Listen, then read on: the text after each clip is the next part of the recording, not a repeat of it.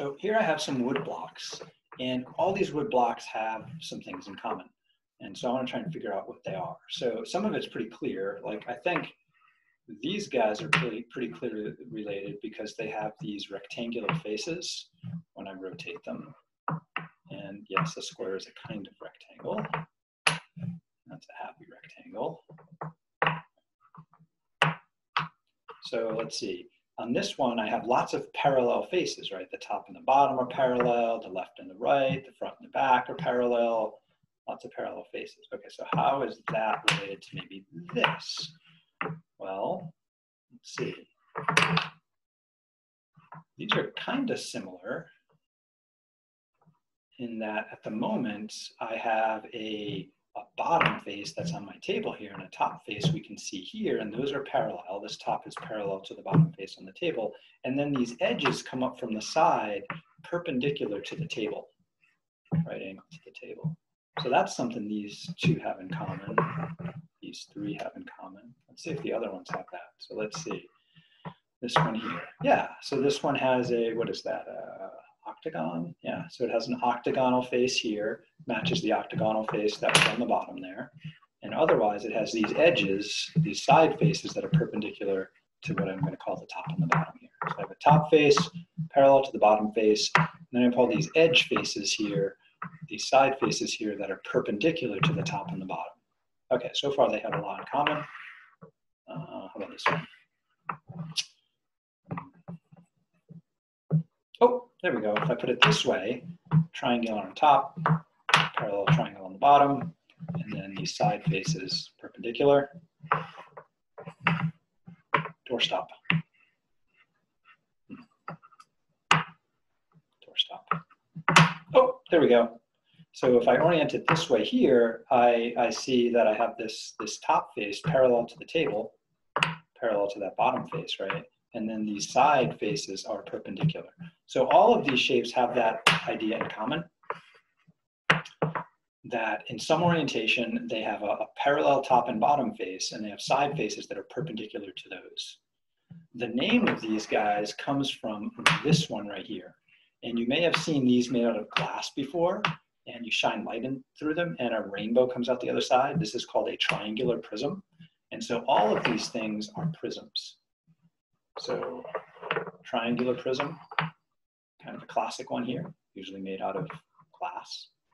This is a triangular prism or a doorstop. Triangular prism. Square prism. Rectangular prism, no matter how I put it. This would be an polyhedral prism. So prisms, one category. Let's write down what they are.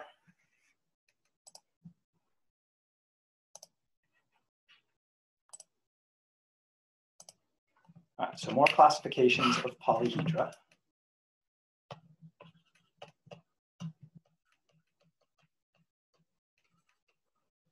And the new type we just looked at right now here is a prism. And the way we classify a prism is that it has a parallel and congruent top and bottom face. Parallel, congruent.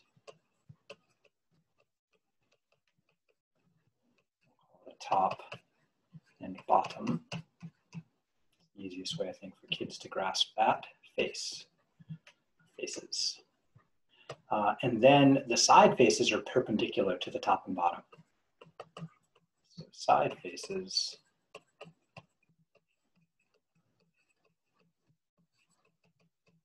And do you remember how we talk about what it means, the more technical,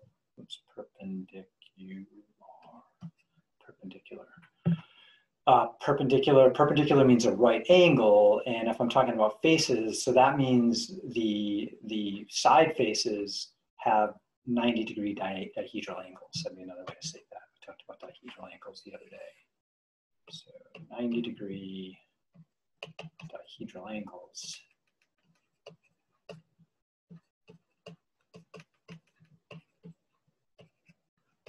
From top and bottom. And in geometry like life, there's often many ways to describe the same thing.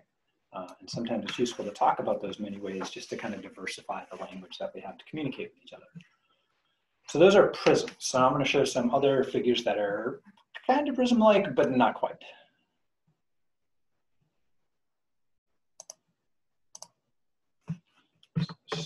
Leave you guys out and bring you guys in.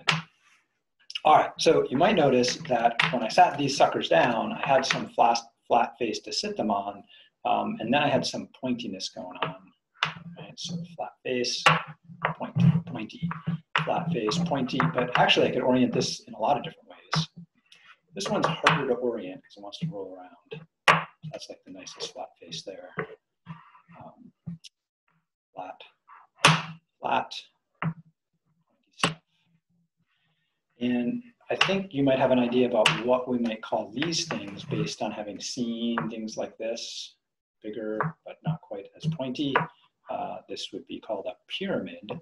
This one in particular would be a square pyramid because it has a square base to it. This one right here is also a pyramid, but it's got a triangular base. So this is actually a tetrahedron, right? Because it has 1, 2, 3, 4 sides. So this is a tetrahedron or a pyramid with a triangular base. This one right here has, let's see, 1, 2, 3, 4, and then the bottom is also a face. So this is a pentahedron or a square-based pyramid. Now this one's a little bit different, but similar. It's got a square base. It's got triangular sides coming up. 2 of the triangular faces here, sorry, face versus side. Technically, these are faces. No, there's no such thing as a side in geometry, really. Is that true? Left side, right side? I don't know. These are edges, remember, and then these are faces, and the edges meet at vertices. So faces meet at edges and vertices. Edges meet at vertices for sure. Square base. So I have a couple of 90-degree dihedral angles here and here, but then I have these other narrower dihedral angles, and the dihedral angle would be the inside angle in there. So I'm going to guess that's about 45 degrees. Yeah, looks like it. I think this was cut from a cube, which is kind of neat. This one right here, where the tip is designed to be straight above the center of the bottom, is called a right pyramid, because there's a right angle from the line that drops from the top vertex here, the apex, down to the center of the bottom. So we would call this a right pyramid. This would also be a right pyramid with a triangular base. Now this one right here really isn't a polyhedron because it has a circular base here, a circular face. And a polyhedron is supposed to have flat faces. That is flat, but the flat faces are supposed to be polygons, and that ain't a polygon. And this face right here around the cone, that definitely ain't flat. Okay, so, but it is very similar to these other guys given its pointiness. So I do think this kind of falls into a like almost pyramid with a round base, but technically it's not a pyramid. But it's similar, and in I think the next chapter we'll see some interesting measurement reasons why this is really a lot like these other guys there. So these are all pyramids, and there's lots of different kinds of pyramids.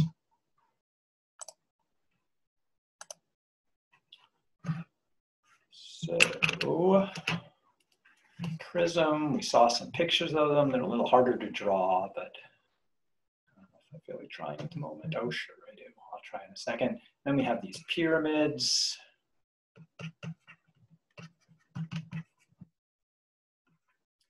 And pyramid have some polygon base.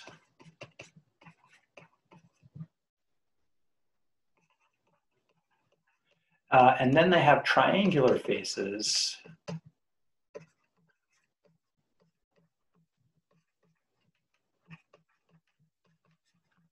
That meet at an apex above the base.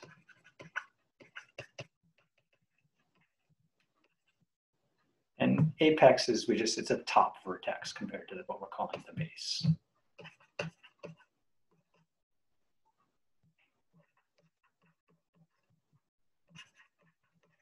And I'm using the term base kind of broadly there when I say above the base, and I'll kind of try to sketch out what I mean here.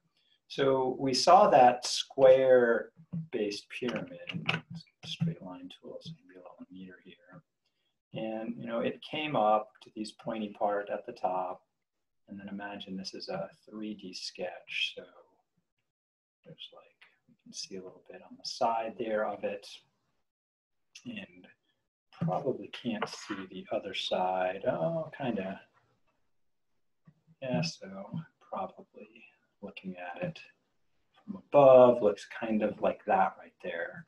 And there's the invisible face edge in the background there. So here's my square-based pyramid there. Here I tried to make the point at the top, that vertex, so that if I drew a line from that apex down to the base, I'm hoping it would hit in the center there and form a right angle with the base. If that's the case, this would be called a right pyramid.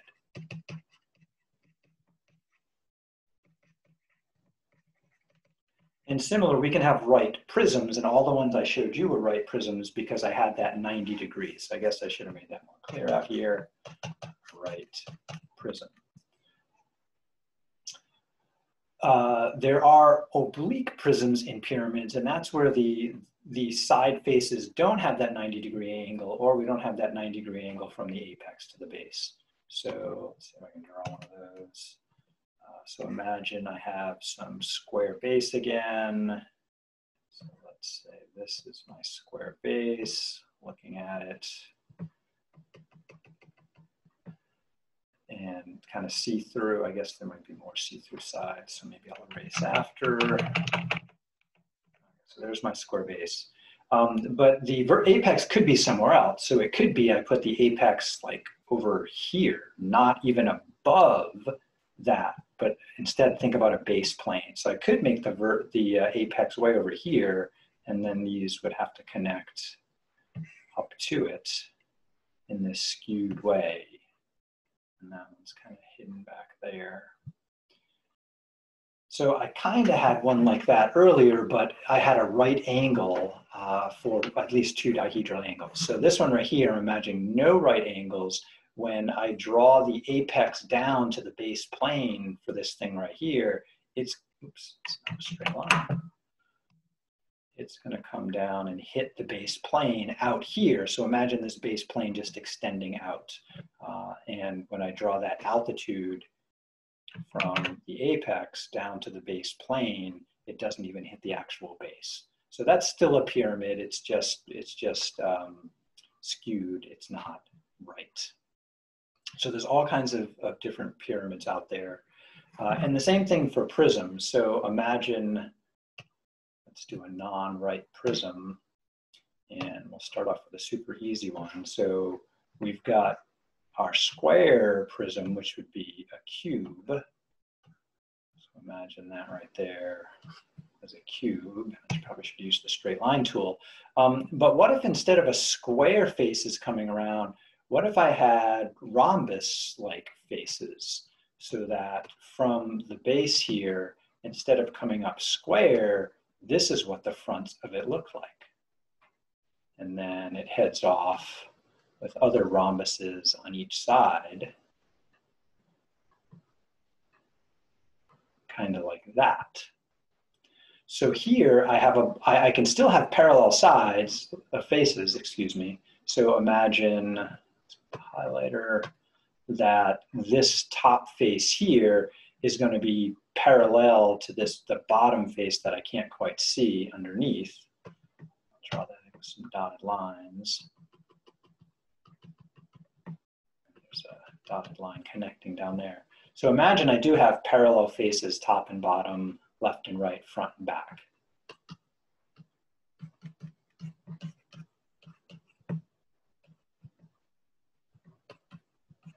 So top and bottom can be parallel. Left and right can be parallel, looking at it. And so it's just kind of like a squished box, and then front and back.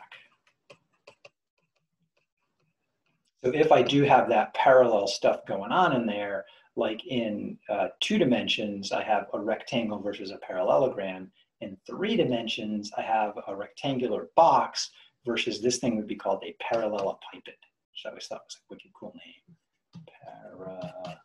Parallelepiped is what that sucker's called right there. Cute shape, cute name. All right, so that is almost everything in this section. So we have different kinds of polygons. There's the regular ones and there's tons of irregular ones. Some of those irregular ones are prisms and some of them are pyramids, and there's parallelepipeds and these stellated creatures. Lots of variety out there. Probably infinite variety. Infinite variety for sure. One more topic.